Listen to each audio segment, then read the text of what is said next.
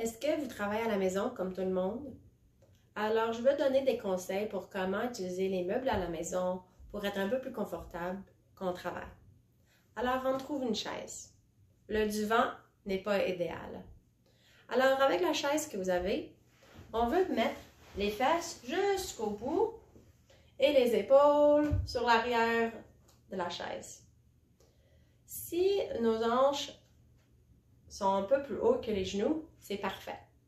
Mais si les genoux sont un peu plus hauts que les hanches, on a la tendance de se mettre le dos comme ça, puis c'est pas une idéale posture pour travailler.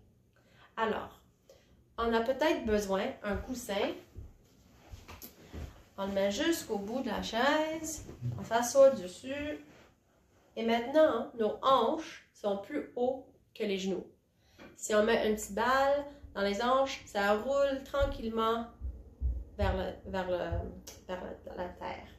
Alors maintenant, si les pieds ne sont pas stables par terre, on va mettre une cartable, peut-être avec des livres ou une boîte en dessous, pour avoir la stabilité pour nos pieds. Les pieds sont stables, les fesses sont en arrière, au bout de la chaise, les épaules sur la chaise. Les hanches un peu plus haut que les genoux. Et maintenant, pour travailler avec l'auteur de peut-être la table de cuisine ou du salon, on veut que nos coudes soient à 90 degrés. Alors, si la table est un peu trop haut, on peut ajuster peut-être la chaise, si notre chaise ajuste, ou on ajoute d'autres coussins pour qu'on est plus haut. Alors, les coudes devraient être à 90 degrés pour travailler sur nos claviers. Et ça, c'est l'idéal hauteur pour travailler. Maintenant, quand on travaille sur un laptop, des fois, si le laptop est trop fermé, on met le dos dans une posture encore qui n'est pas idéale pour travailler. Alors, on veut ouvrir le laptop un peu, l'écran, pour qu'on peut mettre les épaules sur l'arrière de la chaise et on travaille comme ça pour qu'on peut voir l'écran et on travaille avec une bonne posture.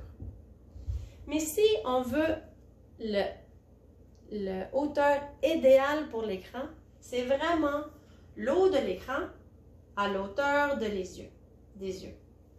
Alors, pour un laptop, on peut utiliser des livres ou une boîte. Et maintenant, c'est aux bonnes hauteurs. Mais on ne peut pas travailler sur notre clavier comme ça. Alors, si on veut travailler avec la bonne hauteur pour l'écran, on devrait utiliser un clavier à l'auteur de nos coudes à 90 degrés et notre souris ici aussi. Alors, on devrait avoir ces équipements-là si on veut mettre nos laptops à l'auteur pour l'écran qui est idéal ou l'auteur de nos yeux. Si on a un desktop, c'est facile, on a juste l'écran et on a déjà nos claviers et souris à l'auteur pour nos coudes à 90 degrés. Si on a deux écrans, on veut mettre l'écran un à côté et si on l'utilise 50%, 50%, on met l'écran vraiment au milieu, un écran ici et l'autre écran ici. On met un peu l'angle à l'intérieur à cause qu'on veut limiter un peu la rotation de cou. Si on utilise un écran un peu plus que l'autre, c'est parfait de la mettre ici et avoir un autre à côté, mais aux bonne hauteur jusqu'au bout pour l'auteur des yeux, l'écran ici, et l'auteur des yeux, l'écran ici. Alors ça, c'est les bonnes hauteurs pour l'écran. L'auteur de clavier et souris au coude 90 degrés. Nos hanches un peu plus hautes que les genoux et les pieds stables par terre. On doit mettre les épaules à l'arrière de la chaise.